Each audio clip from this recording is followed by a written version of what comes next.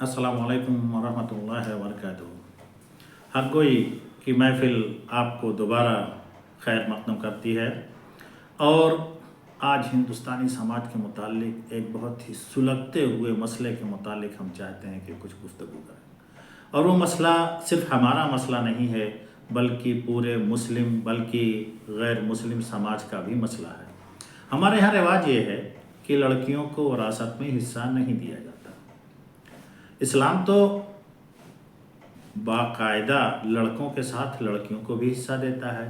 अल्लाह रब्बुल इज़्ज़त ने इसके लिए बाकायदा सूरतुन निसा में आयात नाजिल की हैं और अपनी तरफ से हुक्म बयान कर दिया है। लेकिन हम ईमान की दहाई देने वाले मुसलमान, अपने आप को बताने वाले, यहाँ तक कि बड़े बड़े उलमा, बड़े बड़े मुफक्किरीन, दानिश्वर, कायदीन मिल्लत, जब हम देखते हैं इन लोगों को कि ये मीरास में लड़कियों का हिस्सा नहीं दे रहे हैं तो यह बताइए कि ये दूसरों को क्या पैगाम दे सकते हैं। क्यों नहीं देते हैं?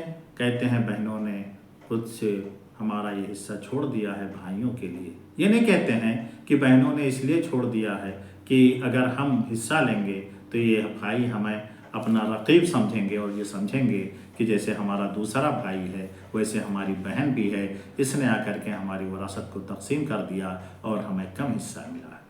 तो ये तसव्वुर जो हमारे समाज में पाया जाता है इंतहाई घिनौना तसव्वुर है और ये नहीं होना चाहिए। इसलिए मैं इस वीडियो के ज़रिए तमाम मुसलमानों से ये दरख्वास्त करता हूँ कि आप अपनी लड़कियों को विरासत में हिस्सा दीजिए और अगर आप जानते हैं कि आपके मरने के बाद आपकी विरासत आपके लड़कियों में तकसीम नहीं की जाएगी तो आपके लिए रजिस्टर्ड वसीयत करना लाजमी और ज़रूरी है।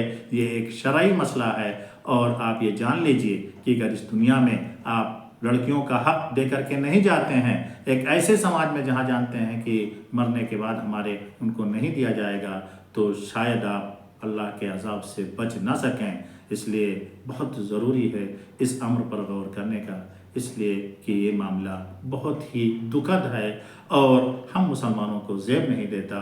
और ख़ास तौर से हम उलमा से ये अपील करते हैं कि आप भी अपनी तकरीरों में, अपने खुतबों में इस टॉपिक को ज़रूर जिक्र करें। और जब तक आप बढ़ कर के समाज के लिए नमूना नहीं बनेंगे, दूसरे लोग ऐसा नहीं कर सकते हैं। आप अगर खुदवा बनना चाहते हैं, नमूना बनना चाहते हैं, आप अपने आप को वारिसीन अंबिया कहते हैं, तो आपको पहले इस्लाम के अहकाम पर अमल करना होगा, अपनी बहनों का हक़ नहीं मारना होगा। तब जा कर के आपकी बातों में तासीर आएगी और लोग आपकी बात सुनने के लिए बेकरार नज़र आएंगे। व आखिर दावाना